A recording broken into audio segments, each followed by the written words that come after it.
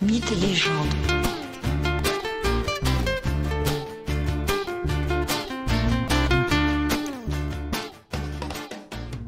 Bonjour à tous et bienvenue dans ce nouvel épisode de Mythes et légendes. Aujourd'hui, je vous propose de découvrir ou de redécouvrir un dieu de la mythologie grecque qui fut un des plus vénérés en son temps. Son grand sanctuaire est situé à Épidore, avec son si bel amphithéâtre. Mais quittons les vieilles pierres pour rejoindre la légende. La naissance d'Asclépios est à elle seule un mythe si riche en sentiments humains, en fragilité, en drame. Apollon tombe follement amoureux de Coronis. Cette jeune femme est d'une beauté absolue. Le dieu ne peut résister à son charme. Coronis est belle et mortelle, mais elle est aussi de haute naissance. Son père est le roi des Lapites, une tribu vivant non loin du mont Olympe. Des amours merveilleuses du dieu Apollon, dieu de la lumière et protecteur des arts, et de Coronis, devrait naître un garçon. Coronis est enceinte. Mais cette issue heureuse est perturbée brutalement par deux sentiments ô combien humains, profonds et destructeurs. La peur de la solitude et la jalousie.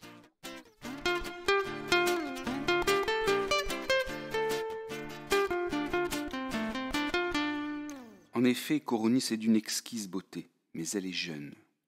Quand elle laisse ses pensées divaguer, quand, seule, elle prend le temps d'envisager l'avenir, elle se dit que Apollon l'abandonnera sans aucun doute dès que le temps aura sur elle l'effet qu'il a sur tous les mortels.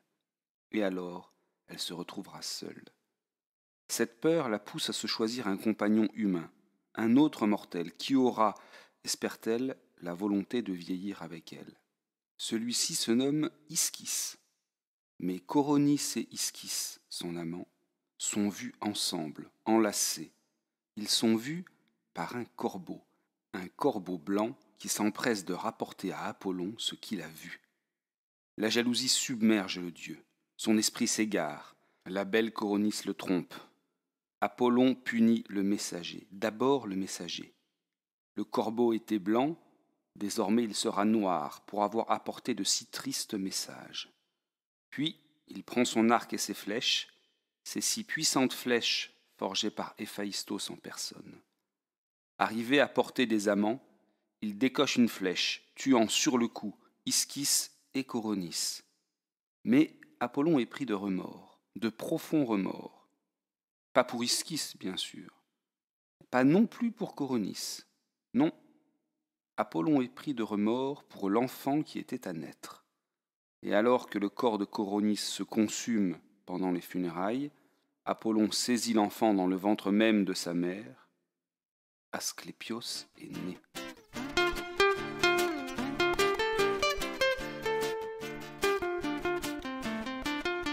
Apollon doit confier ce nouveau-né à un éducateur de grande qualité. Il trouve Chiron, le centaure Chiron. C'est le centaure qui élève donc Asclépios et lui apprend l'art de la guérison et lui enseigne la médecine.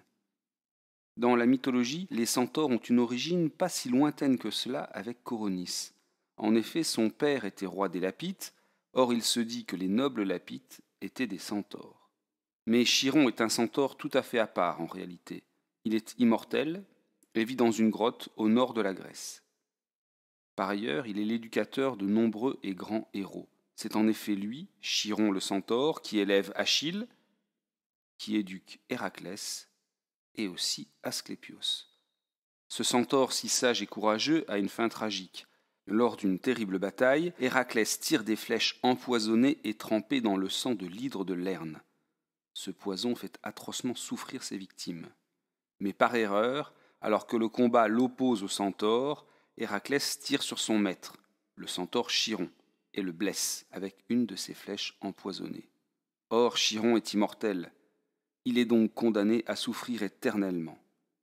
Chiron demande alors aux dieux la perte de son immortalité afin de ne plus souffrir.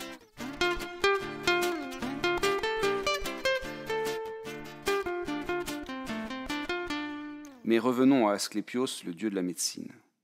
Le dieu, maintenant élevé et en âge de se trouver une compagne, choisit une nymphe, la douce Épione. c'est-à-dire celle qui soulage les maux. Et avec Épione, le dieu de la médecine a une nombreuse descendance, aux noms et fonctions si concordants avec le milieu familial. Voyez plutôt. Une de ses filles se nomme Hygie. Elle est la déesse de la propreté, de la santé, déesse de l'hygiène. Hygie est une déesse sage, rationnelle, réfléchie. Elle est prévoyante. Ce qui en matière de santé n'est pas sans intérêt, et les Grecs l'avaient déjà bien compris. Déesse de la santé des hommes et des animaux, c'est elle qui souffle aux oreilles des uns et des autres les aliments bénéfiques qui leur correspondent et les plantes qui les soignent. D'une certaine manière, Hygie représente un rapport rationnel et réfléchi à la santé et à la guérison. C'est une déesse importante durant l'Antiquité. Une autre fille d'Asclépios et d'Épione est Panacée, rien que cela. La panacée, ce remède qui guérit de tous les maux. Dans la mythologie grecque, Panacée est une guérisseuse qui utilise les plantes pour guérir les hommes. Parmi leurs nombreux enfants, Épione accouche aussi de Macaon. Lui sera le fils chirurgien. Macaon participe à la guerre de Troie et il fait des merveilles en soignant bien des combattants avant de périr à son tour sur les coups de glaive d'un ennemi. Mais Asclépios connaît une fin tragique et très instructive. Pour comprendre cela, il faut garder en tête que le monde a été pacifié par Zeus. Zeus a donné à chacun sa place suite aux grandes guerres anciennes contre les titans et les géants. Et Asclépios va venir faire un geste désordonnant l'agencement du monde, désordonnant le cosmos. Asclépios introduit du chaos au sein du cosmos. Et cela, Zeus ne peut l'accepter. Que s'est-il passé exactement? Il y a fort longtemps, lors de ces guerres primordiales, Gaïa, la terre, épouse malheureuse d'Ouranos le ciel, a voulu aider ses enfants, les géants, à vaincre les dieux arrogants. Pour ce faire, elle conçoit dans ses entrailles un monstre, la Gorgone. Et pendant l'une des batailles, Athéna, la déesse de la stratégie, tue Gorgone. Elle tue Gorgone et récupère le sang qui jaillit de l'une de ses artères.